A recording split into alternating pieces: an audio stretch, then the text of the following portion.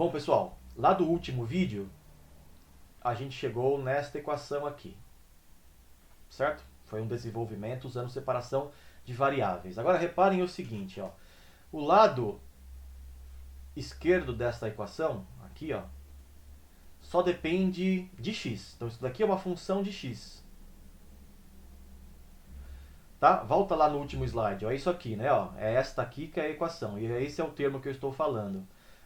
O h, psi, é isso aqui, ó, né? Aparece só x aqui. O psizinho, lembrem-se que é o psizinho que aparece ali.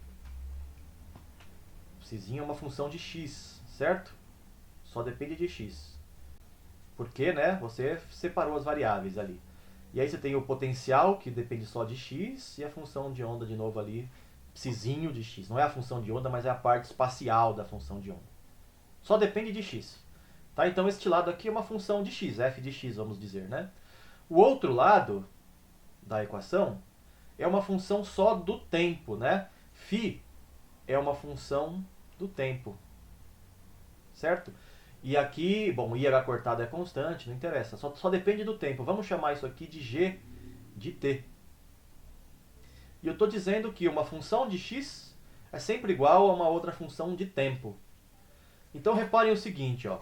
Vamos supor que você varie o tempo. Então você está num certo instante e varia o tempo, né? Mas tempo e posição são variáveis independentes. Então você varia t, portanto g de t muda.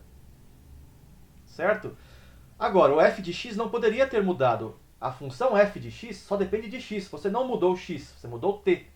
Então f de x não poderia ter mudado. Deu para entender? Né? Vou falar de novo, tá? Vamos supor que você varie t.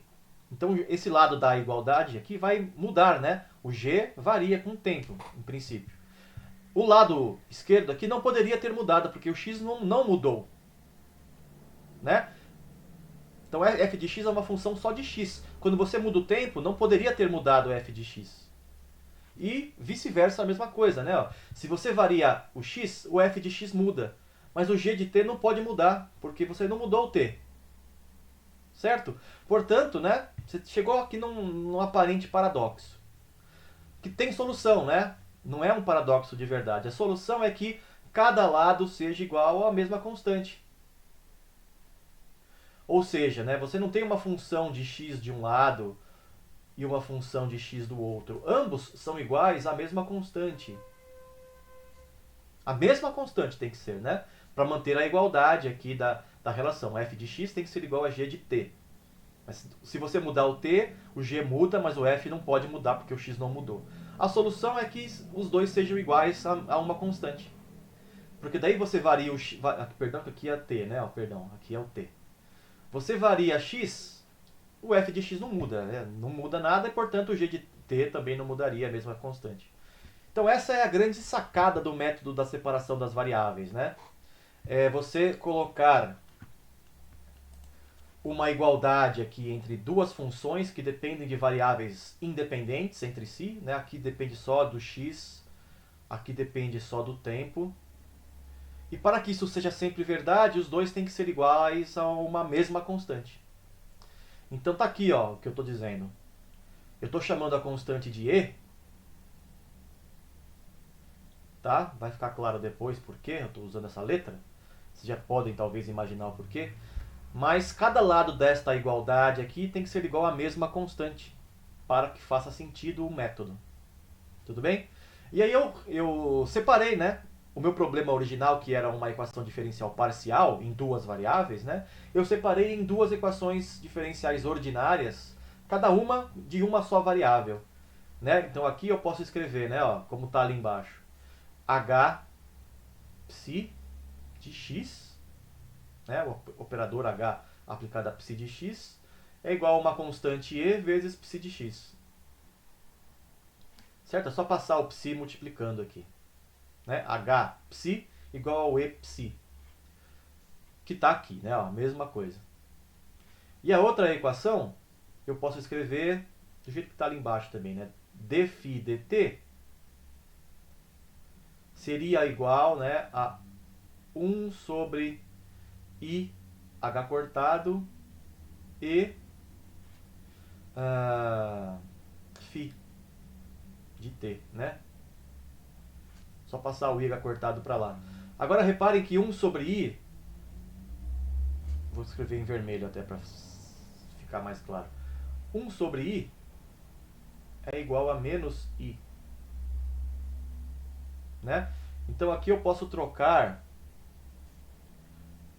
esse 1 sobre i aqui por menos i. Menos i. Certo? Que aí a gente recupera a equação que está aqui, ó. Esta equação aqui. dφ dt igual a menos i sobre h cortado φ de t. Tá, gente? Então a gente, né, recapitulando, a gente tinha um problema que era uma única equação diferencial, que é esta daqui, equação diferencial parcial, né, cuja solução é uma função de duas variáveis, psi e tempo. Eu propus criar uma solução separável, né, um psi de x vezes um φ de t. Né, e tentar buscar por φ e por psi, psizinho e φ. E eu encontrei agora essas duas equações aqui. Né? Se eu resolver esta equação, eu acho o psizinho. Se eu resolver esta equação, eu acho o φ. Multiplico as duas soluções, eu tenho o psizão.